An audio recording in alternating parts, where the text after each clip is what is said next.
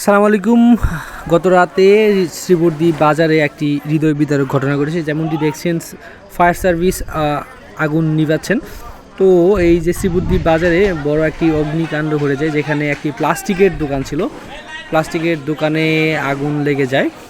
তৎক্ষণাৎ fire service কর্মীরা এসে আগুন নিয়ন্ত্রণে আনে। তার আগেই কিন্তু এখানে যেভাবে আগুনটি লেগেছিল, একদম দোকানের ভেতরে সব কিছু কিন্তু পুড়ে ছাই হয়ে গেছে।